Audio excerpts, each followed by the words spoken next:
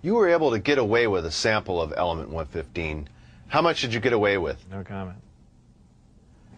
You witnessed several nighttime test flights, unofficially, while off the base. What did you see?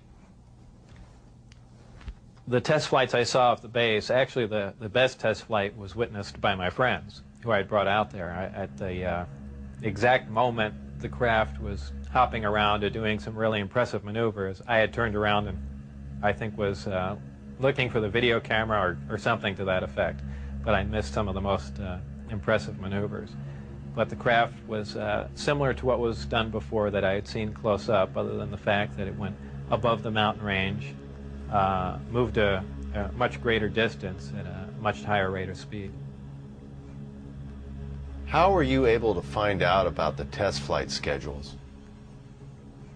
The test flight schedules were told to me, specifically because I was probably going to have to be present during those times. And at that time, the test flights were taking place on Wednesday nights. And from what they said, that was because that was statistically the least amount of traffic in the area. And that's all that they were concerned about. Does the propulsion system release any sort of discharge or exhaust? There was a high voltage discharge on the bottom of the craft, but as far as there being an exhaust, there was none. Why did they appear as glowing balls of light in the night sky? Well, that's kind of the same reason why a neon light or a fluorescent light lights up. What you're dealing with is a high energy source in essentially a gas atmosphere, oxygen, nitrogen. And when you apply enough energy to a gas molecule, they emit photons, they emit light. And I don't think it's anything, it's really a byproduct of how the craft operates. When it's emitting that much energy, the gas surrounding the craft emits light, the same reason why lightning is visible. You have a huge electrical discharge, and the gas emits light in the form of lightning bolt. If you were going to see one of these crafts at night operating, it would appear really as a glowing ball or just a bright light in the sky from a distance. Even close up, you'd see a glowing halo around it. This is typically what you'd see in your normal UFO sighting, if you've heard them a lot. However, keep in mind that lights in the sky are caused by much more common things than flying saucers. Tell us a little more about the aurora you witnessed taking off out of Area 51. When I was leaving the Area 51 facility heading down to S4, there was a tremendous roar, and I have described it as the sound like the sky was tearing.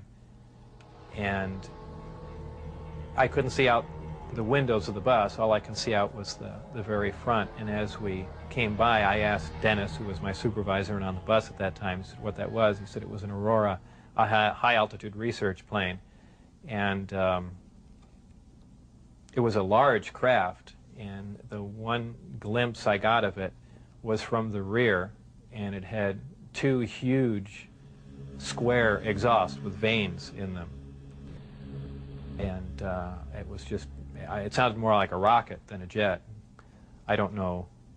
I even think he did mention that it was liquid methane powered, but there again, working on the disk technology, I really could care less what was rolling around at Area 51, but it did catch my eye.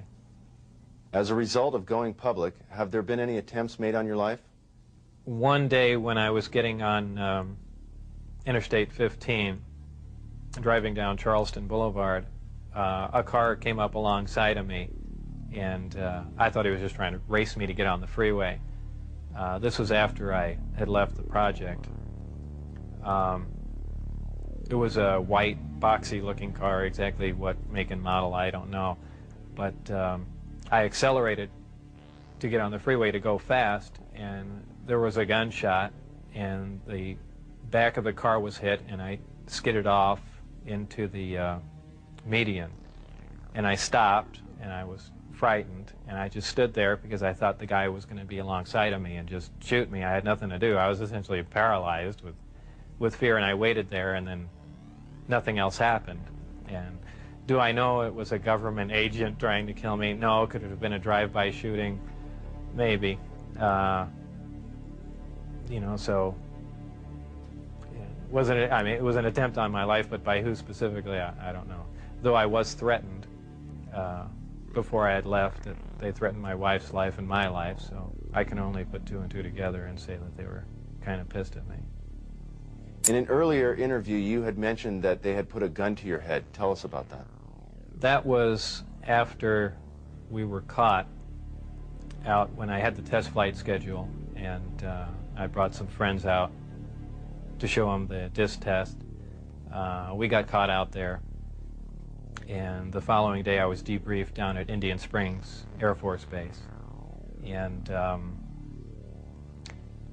I was in the room with the security guards that caught us, my supervisor and some other people, and some of the security personnel.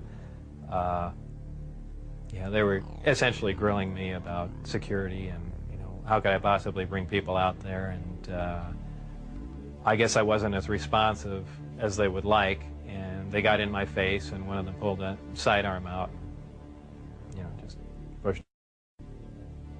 Have you maintained any contacts with your colleagues out at S4? No, I never heard from anyone other than for a very brief time after I left. Dennis, who was my supervisor, did try and make contact with me at the meeting place was the Union Plaza Hotel, and I took a friend of mine, Gene Huff, down there, and another friend, a former colleague and scientist from Los Alamos, and we saw him, but I also did recognize some security personnel walking around there from S4, so whether or not it was a setup or what was going on or he was trying to talk to me, we never found out, and we left. It just was a real strange situation. I never heard from him since. As we enter the 21st century, how has your experience changed your beliefs?